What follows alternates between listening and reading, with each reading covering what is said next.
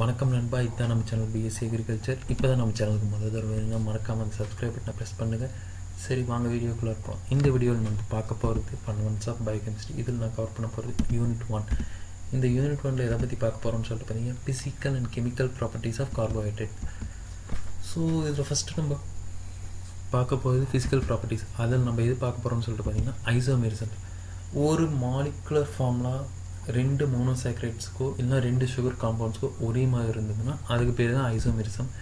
ஆனால் ஒன்று, அதோட ஃபிசிக்கல் ப்ராப்பர்ட்டிஸும் கெமிக்கல் ப்ராப்பர்ட்டிஸும் டிஃப்ரெண்ட்டாக தான் இருக்கும். ஆனால் அதோட மாலிகுலர் ஃபார்முலான்றது சேமாக இருந்ததுன்னா அது ஐசோமெரிசம். ஸோ ஹெக்ஸோஸ்ன்னு சொல்லிட்டு பார்த்தீங்கன்னா அதோட மாலிகுலர் ஃபார்முலா C6H12O6. குளுக்கோஸ்க்கும் பார்த்தீங்கன்னா அதே மாலிகுலர் ஃபார்முலா தான். ஸோ ஃப்ரக்டோஸ்க்கும் பார்த்தீங்கன்னா அதே மாலிகுலர் ஃபார்முலா தான். So glucose and fructose are perfect isomerisms அப்படின்னு சொல்லலாம். ஆனால் அவங்களோட ஃபிசிக்கல் அதே மாதிரி கெமிக்கல் கேரக்டர்ஸ் பார்த்திங்கன்னா டிஃப்ரெண்ட்டாக இருக்கும். ஸோ அடுத்து பார்த்திங்கன்னா ஸ்டீரியோ ஐசோமெரிசம்.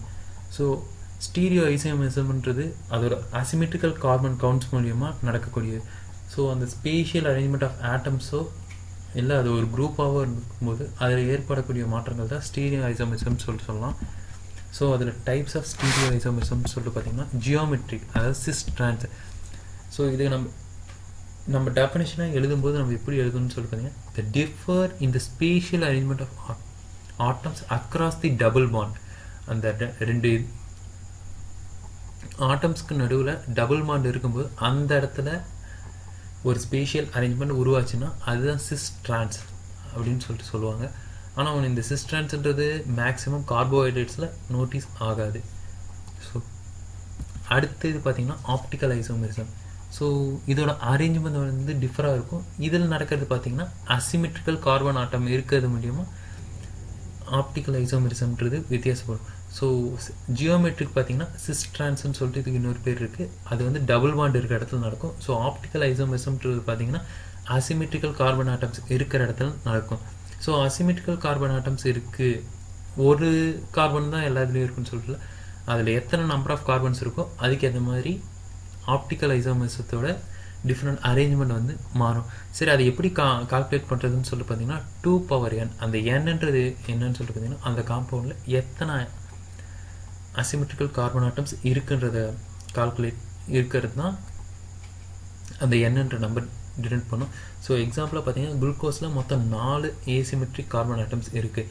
ஸோ அதில் பாசிபிள் ஆப்டிக்கல் ஐசோமெரிசம்னு சொல்லிட்டு பார்த்தீங்கன்னா மொத்தம் 16 தான் வகையான ஆப்டிக்கல் ஐசோமர்ஸ் வந்து குளுக்கோஸில் ஃபார்ம் ஆகும். ஸோ எக்ஸாம்பிளாக பார்த்தீங்கன்னா இதில் ஆப்டிக்கல் ஐசோமர்ன்றது எதுன்னு பார்த்தீங்கன்னா அந்த 2nd carbon, 3rd and 4th 5th இந்த 4 கார்பனும் தான் ஐசோமெட்ரிக் கார்பன்ஸ். ஸோ அடுத்து பார்த்தீங்கன்னா எபிமர்ஸ். எபிமர்ஸ்ன்றது எதுவும் இல்லைங்க, ஒரு மோனோசாக்ரைட் ஒரு சிங்கிள் கார்பன் இல்லை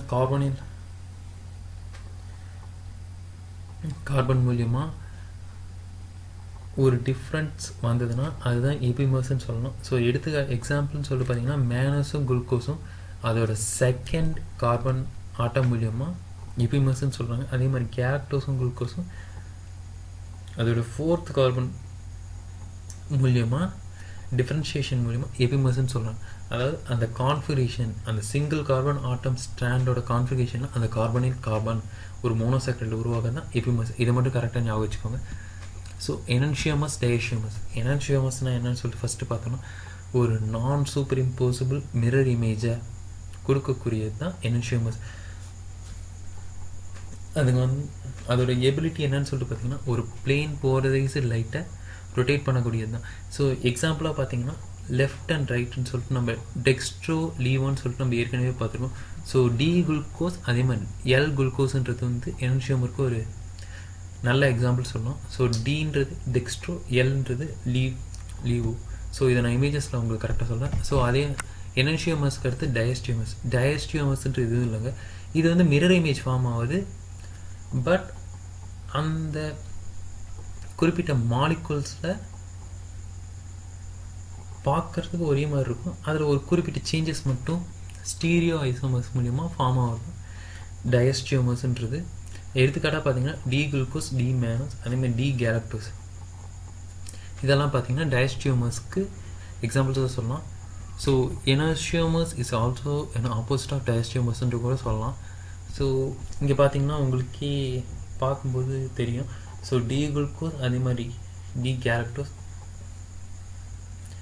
இந்த molecular differentiation, some of the molecular differentiations வச்சு இதை நம்ம இந்த இமேஜஸில் சொல்லலாம்.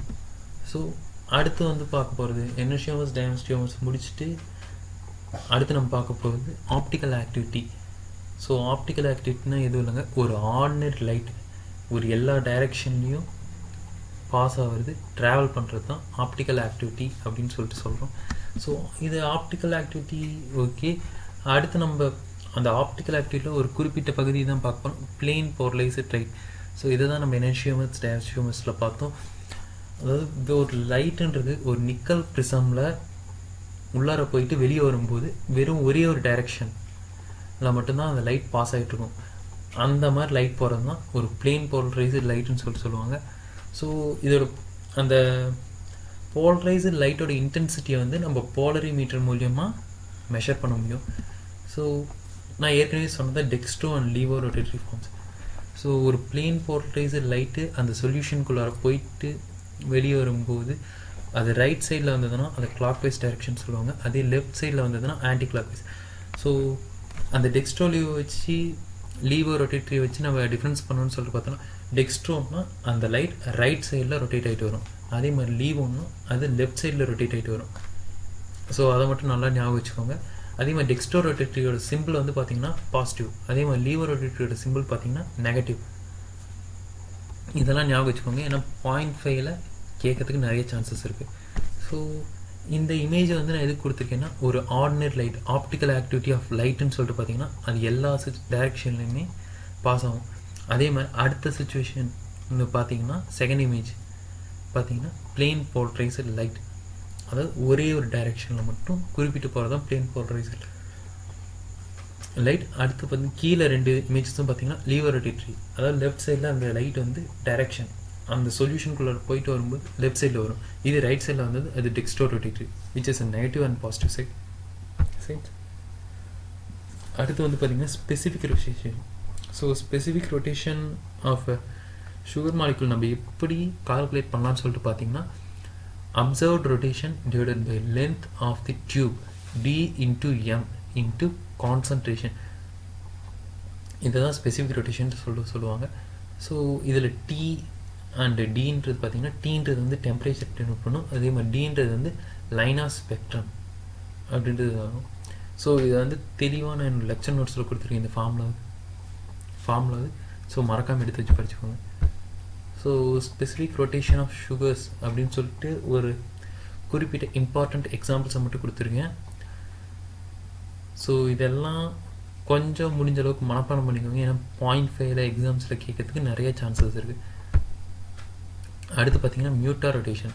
So the optical rotation of aqueous sugar solution which is allowed to stand is known as mutarotation due to the present potential free aldehydes or else keto groups வந்து பார்த்தீங்கன்னா மியூட்டா rotation அதிகமாக exhibit பண்ணும்.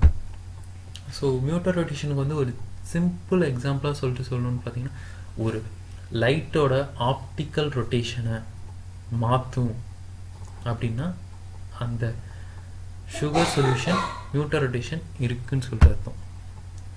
So இந்த இது பார்த்தீங்கன்னா எக்ஸாம்பிளாக alpha D குளுக்கோபைனோஸ் அதே மாதிரி பீட்டா டி குளுக்கோபைனோஸ் வேர் த மியூட்டா ரொட்டேஷன், இதுக்கும் ஒரு சில டிஃப்ரென்ஸ், அந்த டிஃப்ரென்ஸ் ஆஃப் சேஞ்ச் அந்த ஆப்டிக்கல் ரொட்டேஷன் டிஃப்ரெண்ட் பண்ணுறதுனால மியூட்டா ரொட்டேஷன் சொல்கிறாங்க.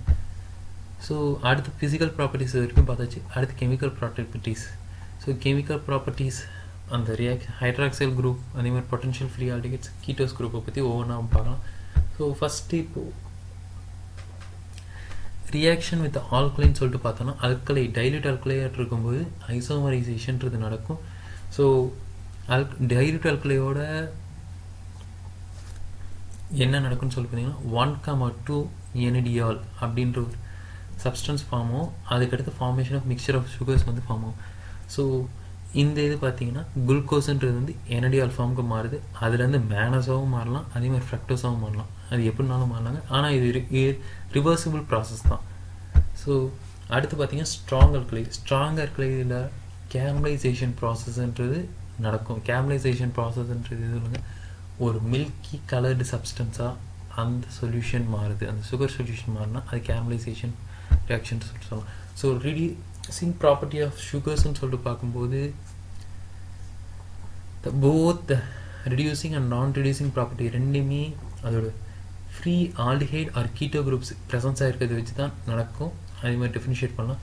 ஸோ இந்த reduced metal ions copper or silver to form insoluble cuprous oxide under alkali சொல்யூஷன்றது வந்து ரெடியூசிங் ப்ராப்பர்ட்டி ஆஃப் சுகர்ன்றே சொல்லலாம்.